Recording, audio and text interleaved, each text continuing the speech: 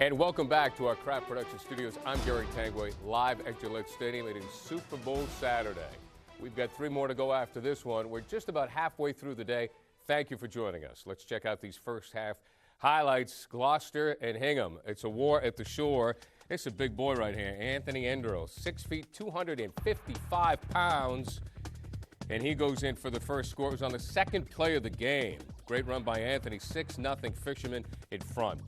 Then Andrew Fulford, he can run as well. 5-yard touchdown scamper, 14-0. The 2-point conversion is good. The Fisherman leading the Harbormen. How about this? 3rd and 8. 3rd and 8, 2:19 to go in the half. Taylor Burbine busts a big one. He had a crowd. He made his way through it, and then nobody could catch him. The 2-point conversion is good. 22-zip. Again, Taylor Burbine, a highlight of the day, 54-yard touchdown run. Then Andrew Fulford right here scored. And that made it 28-zip. Hingham having a very tough time containing that offensive attack as he does with Randy Moss, splitting the defense routine of the Fishermen. But things would continue to go the wrong way for Hingham. Right here, block punt, nice play by Gloucester. Ross Carlson comes up with it. He brings it back 14 yards, 34-zip, Gloucester, and that is your score at that point in time. At this point in time, Andrew Fulford, a couple of touchdowns for the Fishermen. As so far, they are shutting out the Harbormen. We got 3 more games to go here at Gillette. We're going to keep you updated on what's going on throughout the day. This is your home for Super Bowl Saturday football. I'm Gary Tangway here in our Craft Production Studios. More after this from Gillette Stadium.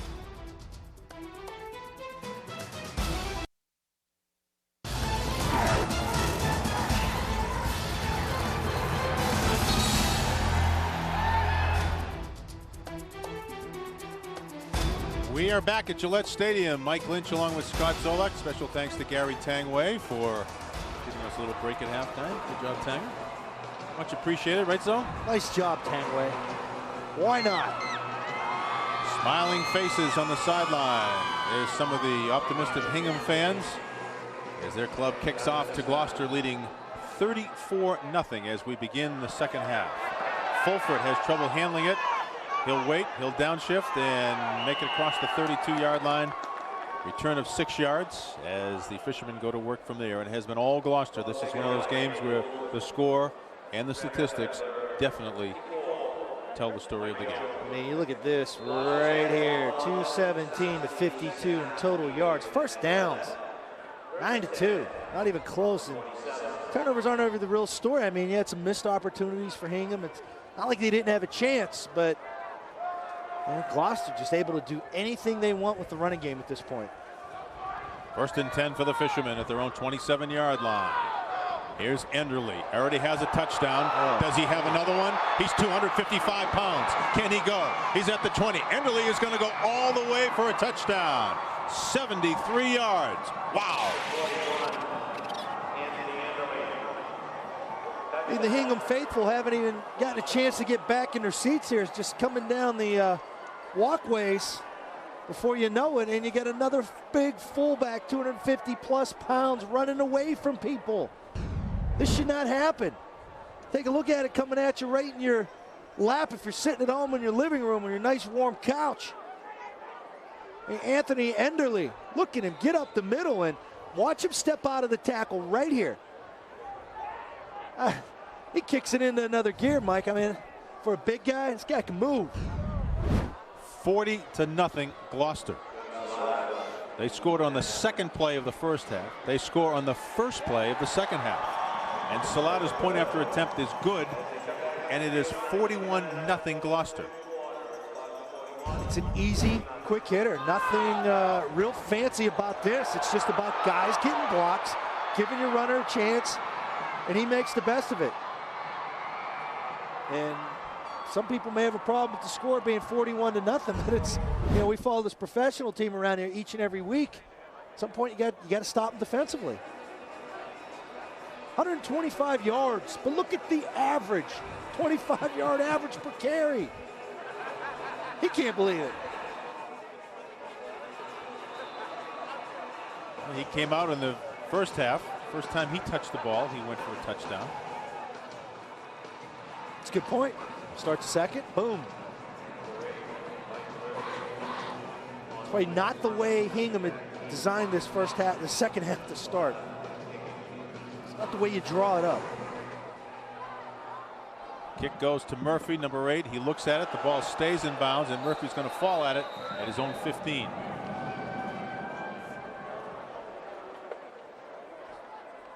Tough field position. Yeah, this is a tough day. Where sometimes the highlights for one club are the nightmare for another. And after you just saw Murph muff the kick right there, there's Murphy wide open going down the middle of the field. Missed opportunity. He had a nice catch after that to set this up. But McCauley underthrows him, trying to get the thing in. You got a block punt. Not only does he block it, picks up the scoop and score play right there.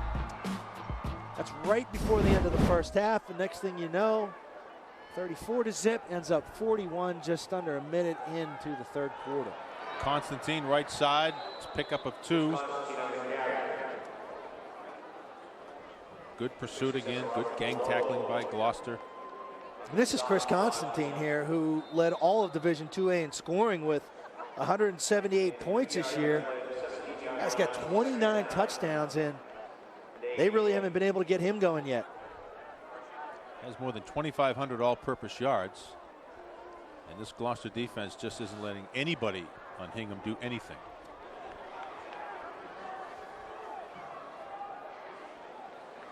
Three wide to the left side. McCauley fakes the handoff, keeps it himself. Pickup of about 3 yards. And that'll make it a 3rd down and 5 to go for the Harbormen. Just underway, second half. Gloucester scored on the second play of the first half and the first play of the second half. That's what you call setting the tone of each half.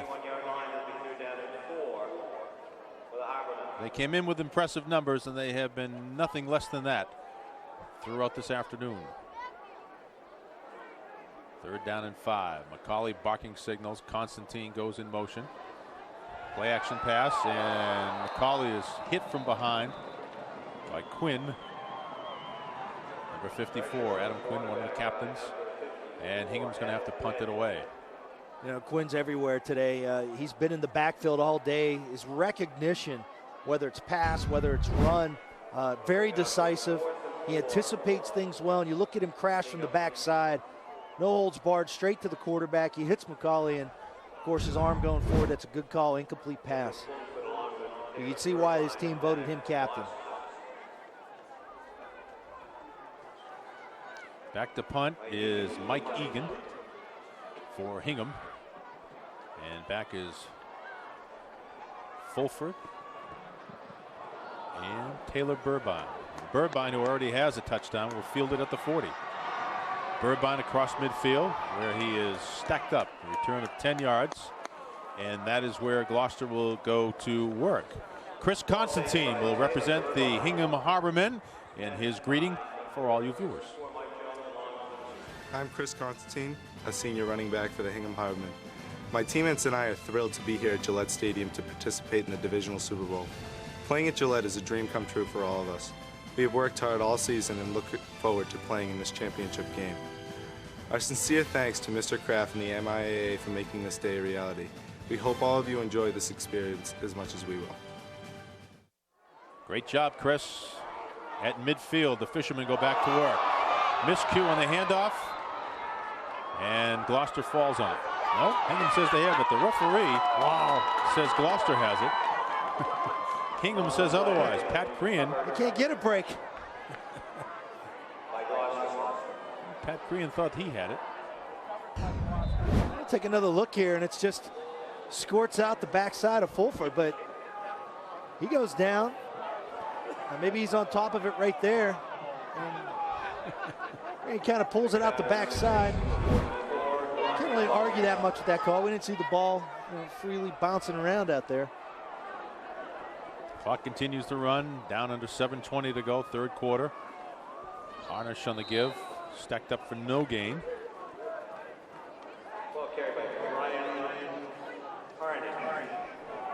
This is not unusual for Gloucester to score over 40 points. They scored 48 against Marblehead, 41 against Revere, 48 against Lynn English, 42 against Salem, 48 against Danvers, and 39-0 in their semifinal win Tuesday night against Mascanoma.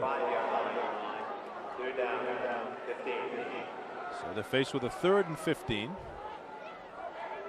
They run this double wingback formation. Burbine is in motion. This is where he scored the touchdown. Same play. He won't score in this one. Great job by the Hingham defense for no gain. And Gloucester's going to have to punt the football. Ben Lincoln in on the tackle. They're going to have to what? Punt the football. It's the first time you said that all game, Mike. And Punch is saying, what? I have to go in there? well, in essence, it's baby steps for Hingham. I mean, you have to look at the little battles within and, you know, shut them down right there, get a quick changeover. Hopefully they can get it, get some points on the board, and start feeling good about themselves.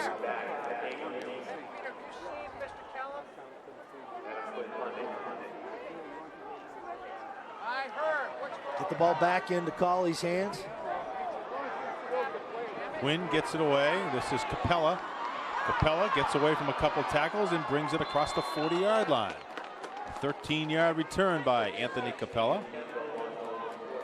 Sophomore punt returner. Receiver, defensive back. Zachary Kendall in on the tackle for the Fishermen. 5:49 to go, third quarter. Gloucester 41, Hingham 0.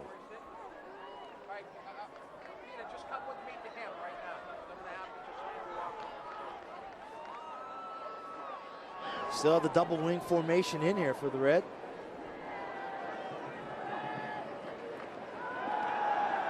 Here's McCauley looking downfield for Crean and just overthrows him. Gloucester almost dares you to throw. They don't really play anybody back in the safety position. The safety's about 6 yards off the line of scrimmage. Yeah, and he throws a nice ball. He's got nice touch on his deep ball. We saw him put the ball perfectly to Murphy on 2 strikes, one being a post, one being a little wheel route. Not a little wheel route, but a big one down the left sideline late in the first half.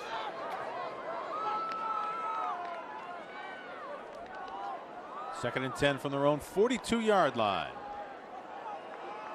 Murphy is wide to the left side. Constantine in motion. Constantine on the pitch. Constantine stacked behind the line for a loss by Quinn again. Again. This guy's just a good football player. Does a good job smelling the play out. You look at him in the middle. First he anticipated this thing's going inside, but you look at the lateral movement. Keeps his shoulders square to the line of scrimmage. Doesn't get fooled by the move by Constantine. A little shake he gives him to the inside. Good lateral movement, slides outside, keeps the head out in front and makes the tackle. So it's third down and 12 yards to go at their own 40-yard line.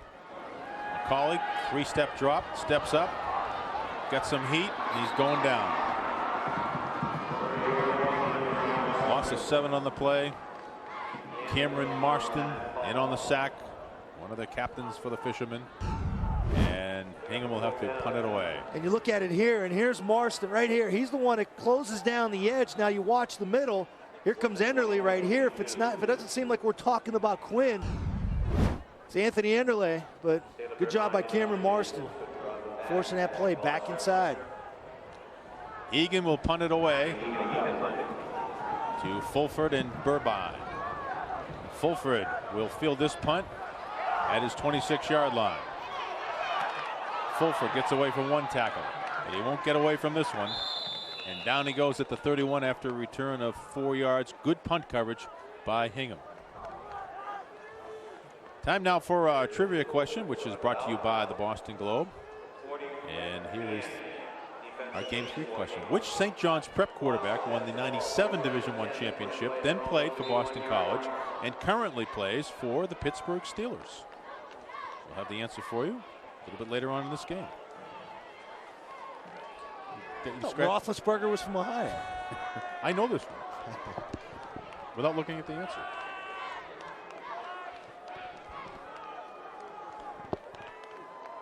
All right, Gloucester takes over, first and 10 at their own 31. Here's Enderle pounding his way from maybe a couple of yards. Gloucester leads 41-0, and they have 0 yards passing. That's the thing. They're not trying to do all the quick strikes and light you up. But you see how they just demolish opponents. 218-15. Seems like that's a misprint. Last stretch, and that's where you want to be playing well. Once you approach the playoffs and those stats come in those last 5 games, obviously. Second down and 7 yards to go. This time it's Fulford. Fulford buried again. And a couple of good stops by the Hingham defense. Bunch of red jerseys in there, led by number 79, Liam O'Neill. You look at those scoring statistics, and that's a credit to Gloucester coach Paul Ingram's club. I mean, that's a well-coached club that knows how to finish. He's won a lot of games for them. 5 years. He's 46-8 as the head coach there. It's pretty good. That's 9 wins a season.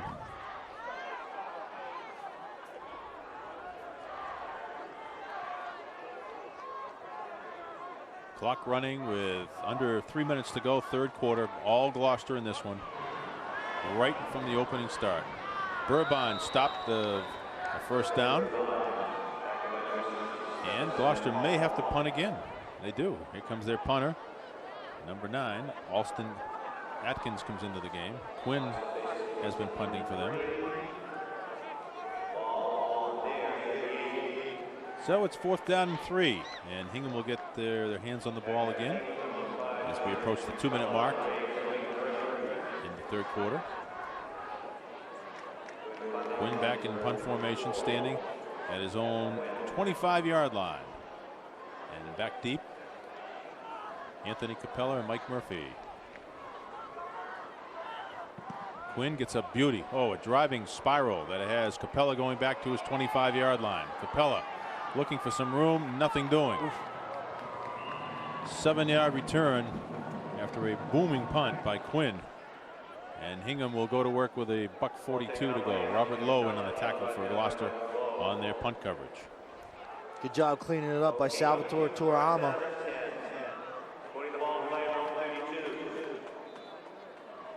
A lot of big hits going on in this game. You can really hear the cracks, and of course getting colder out there, those means those hits hurt even more. You know, we talked about the Gloucester offense, but Hingham 35-35, 42-49, 35-42, 27-28 points in their wins. McCauley looks over the middle. Pass incomplete. Intended for Austin Driscoll, number 28. Yeah, and that's a tough spot. You got Constantine also in that same area, so you got 2 guys within 3 yards of each other. They almost cover each other up. But they've had their opportunities, Mike. I mean, you know, they almost had the quick strike to counter the early touchdown. Should have scored on a deep post. Had some drives going, and you just can't fumble kickoffs. Some penalties have killed some drives for them. They just really haven't been able to get on track yet. And there's been no let up with Gloucester. I mean, every opportunity there was a thing just to get your foot in the door. Bang.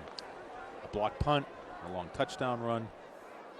Gloucester's been doing it all today. Counter inside to Capella, and he is stuffed at the line of scrimmage for no gain. That's a tough thing. You really can't key on one guy. You think and you read everything on Fulford, and you think he's going to have the game. Of course, scoring 5 touchdowns, but you look at it, they kill you with 5 different people. I mean, they'll give it to the big fullback. They'll dose you with a couple quick guys on the outside.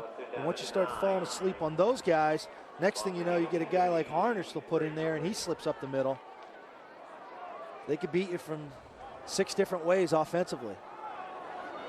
Approaching the 1-minute mark of the third quarter. 3rd down and 9 to go. In motion, McCauley rolls to his right, being pursued. Steps up and is hit from behind. Who else but Enderle and Marston? Who's the guy that forced him inside? Quinn. So Hingham will be forced to punt as we run down our final play of the third quarter. Enderle is limping a bit. He's going to come off the field. Yeah, here's a little motion coming to this side. But you look at it, that's a good push right there. That's actually Harnish. Brian Harnish, number 34 on the outside. How about that? I saw the side of that 4, and I'm thinking it could only be number 54. There's Enderle. He started to walk off, and he just went down. He couldn't walk any farther. He was limping. just a big, tough kid. 255 pounds, as you say. Touchdown runs of 33 and 73 yards for him today. You expect a guy like Fulford or Burbine to be running 73 yards for a touchdown, but a guy that's 255. You're getting a bunch of chuckles on that sideline, and you saw a couple guys wave at him, so I think you know where he may have gotten hit. Punt formation is Mike Egan of Hingham. And here they come again. Kick is away, and it's a beauty. Fulford will field it at his 27-yard line. Tries the right side. Looking for a wall, trying to make something out of nothing, and he gets it across the 40-yard line. Return of 14 yards for Fulford.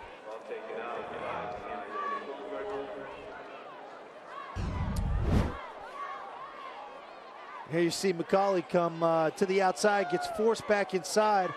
Keep your eye. Oh, that's the right leg. It looks like the right leg of Enderle gets kind of whiplashed. It's almost like a leg whip. And that'll do it for the end of the third quarter. Gloucester in complete command of this game. Anthony Enderle has a couple of touchdowns. Yeah, fourth quarter. Got to get it up. All they have to do is play a little bit of defense, and they'll have a Super Bowl championship. Right back with quarter number 4 from Gillette.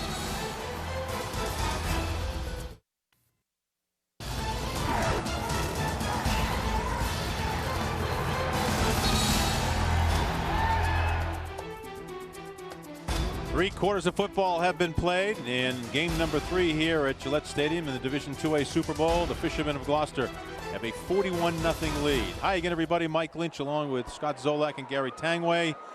It has been all Gloucester in white against Hingham in red.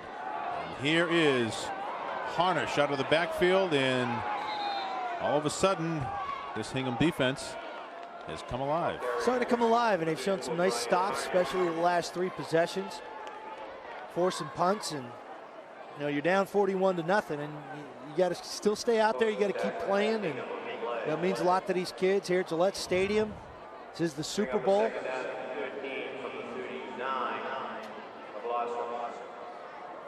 And I know they haven't scored today, but it's back to what you said, Mike. And you look at some of the wins by Hingham, they put up some points. Well, they trailed 34-0 at halftime. Here they go to a little double reverse. Burbine, Gillette, the quarterback, leading the charge out there, throwing a block and a pickup of about 3 or 4 yards. Back to the original line of scrimmage. Clock runs down to the 9-minute mark. Matt Colley in on the tackle. Matt Colley, also his brother Kurt's also on the team here. Pre-game ritual, by the way, for the Colleys, I'm told. Their mom has to cook a chocolate cake from a red box before a game. The other players on the team come over and they all grab a slice. And when Kurt goes to sleep, he sleeps in his game shirt. When he leaves the house for the game, he has to give Sabrina, the less popular of their 2 dogs, a kiss. How's that for info, huh? We have it all covered. Everything. We have more minutia than any 2 broadcasters you can imagine with 6 games. Pitch to Fulford, right side. Fulford picks up 3 yards, but Gloucester will have to punt again. Why is Sabrina the less popular of the 2 dogs? Not sure, but that's the my source tells me. Kyle Weller in on the tackle for Hingham.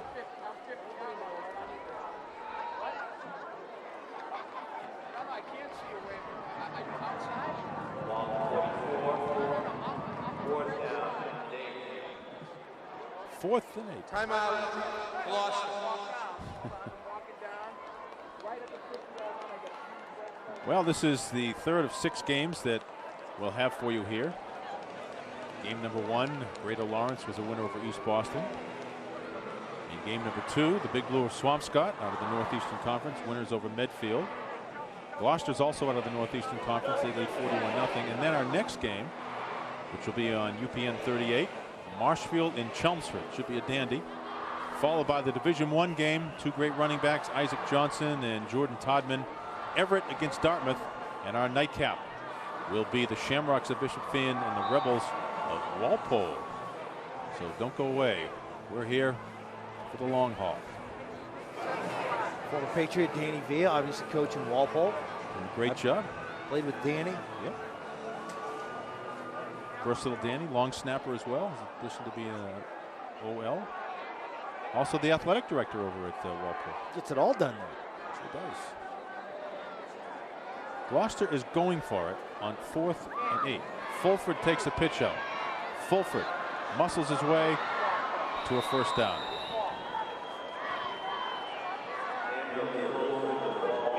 So the Fishermen keep possession. Fulford picks up about 10 yards on the play into Hingham territory, and the clock continues to run, approaching the 7.5 mark. It's the first time we've seen them convert here in a good stretch, about 8 minutes.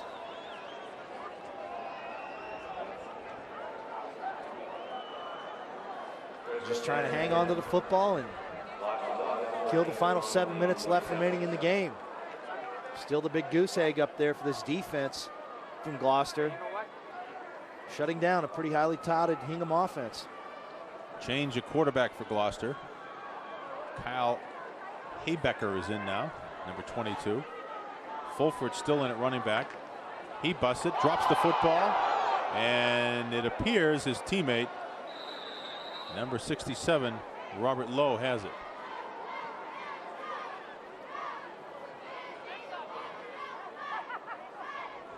Well, let's get down to Gary Tangway. All right, Lucci, thank you very much. We're here with Bill Gain, the director of the MIAA. You just must be ecstatic over having the games here at Gillette. We are ecstatic. You got that right. And this is a privilege for our student athletes to be able to participate in a venue like this. Tremendous day. Well, Thanksgiving Day has always been the big day for high school football, but because it is here and because it is on television now, I think we've raised the level a little bit. We've raised the level. Thanksgiving may be the sacred day, the traditional day, but we moved it up, and this is going to be an event that these kids won't forget, and hopefully be one that we can continue for many years. And logistically, it's worked out very well. You have 6 Super Bowl games to get in, and you want to keep things moving. But because you have the practice facility that the Patriots use, the players can warm up in, you got a system here going, you can move the teams in and then move them out after the game. Well, the cooperation has been tremendous. The facilities enhance that, and that's what we've built it on, and that's why we can get 6 games in today to give the kids an optimal experience. Tremendous. Outstanding facility, outstanding efforts by all the young men, and from what I understand, when they were down here on Thursday for Media Day, if you will, they were just in awe. I mean, being able to come into the place that Tom Brady built is something special for these young men. Well, they were. I mean, we've had a fantastic relationship, early building relationship with the entire organization. And it's not only the house, the facilities, it's been the organization, the New England Patriots and Mr. Kraft. I mean, the cooperation and everybody coming to the plate has just made the difference. Everybody says this is a pro town. Are you ever surprised at the enthusiasm that has been maintained for high school sports in Massachusetts? Well, we're very fortunate. We have as many as 220,000 student athletes that participate in interscholastic athletics in Massachusetts. And, you know, that's what we're doing, promoting participation because we believe in the benefits of it. So, no, we think there's tremendous athletic experiences and much of it here in high school. Bill, thank you very much for your time. Congratulations on a great day. Thank you to the Kraft family, and also congratulations to the MIAA. Well deserved. Well, thank you, and thank you for all the media coverage and the attention that you've provided. It's been my pleasure, and I just want Mike and Zoe to know, I've been on the sidelines the whole game. I don't know what you guys are talking about going inside the warm-up. I don't think so. No idea what you guys are talking about. We get the binocs on you. We have a GPS thing inside your coat. Wherever you go, we know where you are. We track you. All right. Gary Tangway along with Bill Gain of the MIAA. MIAA puts together not only this football tournament, but tournaments in all sports.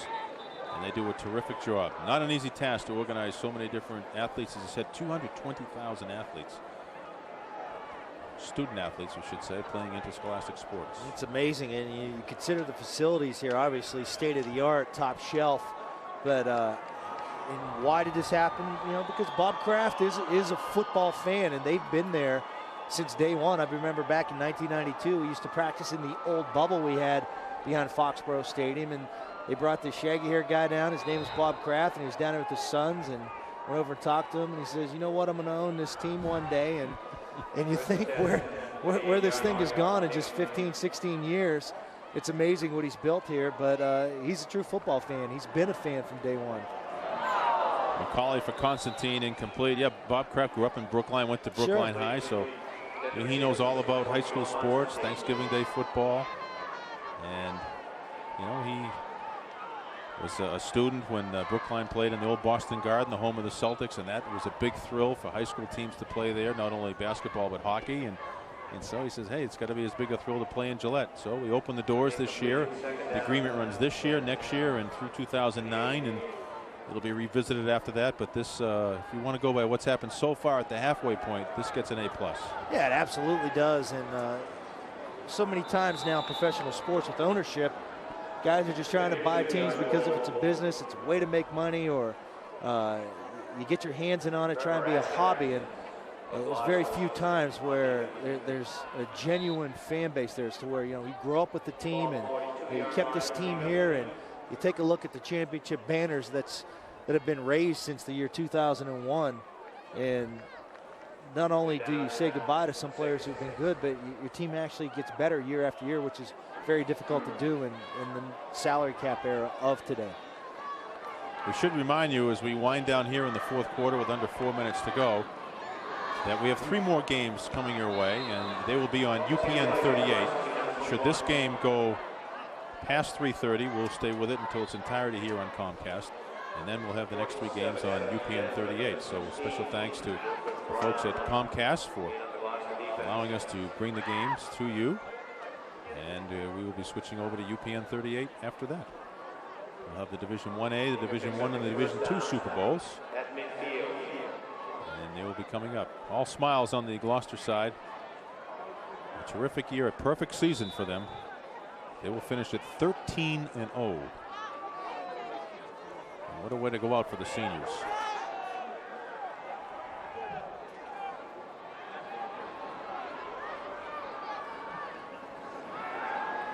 McCauley looks down the side to Murphy, just overthrows him. It's been a tough day for Hingham. I mean, there are plays out there that they would like to have back. Obviously, Chris Constantine, tough time getting up there off the sideline. You just keep fighting, keep plugging away out there. I'd like to welcome our viewers on UPN 38. Mike Lynch along with Scott Zolak and Gary Tangway. We are at the final 3.5 minutes of this, the Division 2A Super Bowl. Hingham is in red. They trail Gloucester by a score of 41-0. Gloucester scored on the second play of the game. They scored on the first play of the second half, and they have had it their way this entire afternoon. Give to the right side is Austin Driscoll. Driscoll stays in bounds, picks up a couple of yards. Clock continues to run as we approach the 3-minute mark. And if you just joined us, our first game of the day was Greater Lawrence against East Boston. The Regis of Greater Lawrence won that game. Our second game, the Big Blue of Swampscott, winners over Medfield. And Gloucester will win this one against Hingham. Still have some big ones on tap, and you know, as you said, Mike, it's been a great day of football here so far at Gillette Stadium. It's been a sunny day. It's cold. It's brisk. A lot of great high school sports fans have braved the elements and stuck with their teams through it. Started this day early, and it's full sun out there on the field, and we saw that shadow slowly work its way off, and now the lights at Gillette Stadium have come on. Well, it was cold this morning when we made our way down here, and it'll be cold tonight. But when you're playing out there, it's perfect. Doesn't seem to bother you. These kids would play if it was -20. Absolutely. And the weather folks cooperated for us. In years past, there's been weather to deal with as you get to this time of the year, the first Saturday in December. It's a great night on Tuesday night for all the semifinal games. Great weather tonight for these games. Under 2 minutes to go. Paul Ingram just got the ice bucket treatment on the far side of the field. As McCauley dumps one off to Constantine, and Constantine has a little bit of room, and he makes his way inside the 40. A late flag comes in. It appears to be a first down, pickup of 8 on the play. A first down and maybe more.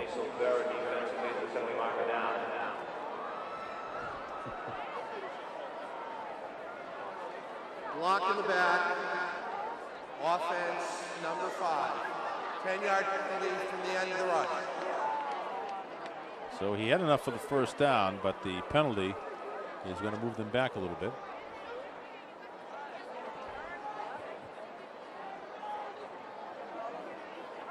It's not fun to have a bucket of ice dumped on you at this point. I'm cold just watching it. Great day by that young man right there. All right, here's our trivia question brought to you by the Boston Globe. The question was, which St. John's Prep quarterback led his Eagle team to an 11-0 season and a Division I Super Bowl win in '97 before heading to BC and the Pittsburgh Steelers? And that would be none other than Brian St. Pierre, who's still with the Steelers.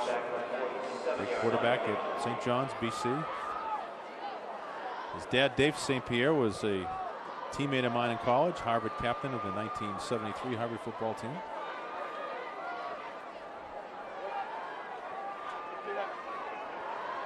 We don't get anything for getting those answers right, do we, Zoe? Large fry, maybe? Need a new cookie or something out there. Ball is loose, and Gloucester has it with 1:13 to go. That kind of caps off today for Gloucester. I mean, offensively, they've been able to do a lot of things, put up a lot of points. But the big story may be this defense. I mean, they've stuffed this Hingham offense and shut down the run. Poor McCauley has no clue he's coming from the backside. Dylan Morrissey, oh, all the coaches are getting it. It's one two by times. One. They're all getting it. That's one of Paul Ingram's assistants.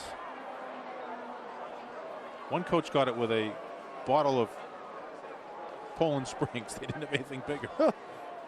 One of the players, Brian Harnish, did the Foxboro leap. He went up into the stands and was hugging some fans and family members up there.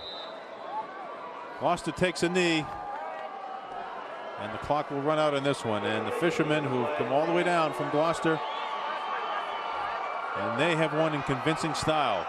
No doubt about it who the champion and who the best team in Division IIA in Eastern Mass is. It's the Gloucester Fishermen. They really play well as a team, top to bottom, special teams, blocking kicks, running it in. They can make some throws, but you really look at it, this defense is the big thing for me. I mean, really coming in and shutting down a pretty vaunted rushing attack. And they never let up, led by their great linebacker, number 54, Adam Quinn. He's had a heck of a day today.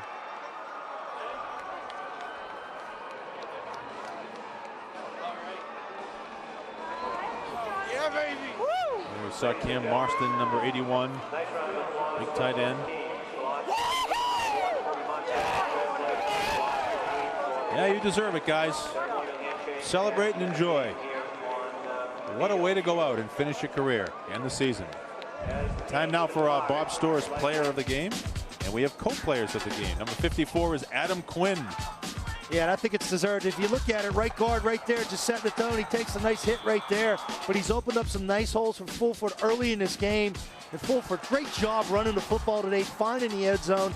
He had 5 touchdowns just 4 days ago, and as you saw right there, the Randy Moss still part in defense. But this guy, Adam Quinn, great nose for the football on defense. He reminds you of a Teddy Bruschi, flying around, making plays from start to finish. But story of the day, you really think about it, Gloucester setting the tone to start this football game, and then what Hingham had to do at the half, that never came to be. Gloucester comes right out, first play, bang, 6 points. Next thing you know, Hingham doesn't have a chance. All right, I'd like to thank you for watching us on Comcast today in our first 3 games. We now are on UPN 38, so for those of you watching on Comcast, just flip it over to UPN 38. For those of you on TV 38, just hang in there because we got 3 great matchups coming your way. Gloucester wins the Division IIA Eastern Mass Super Bowl, 41-0 the final. We'll be back with our 4th game of the day after a message from the MIAA.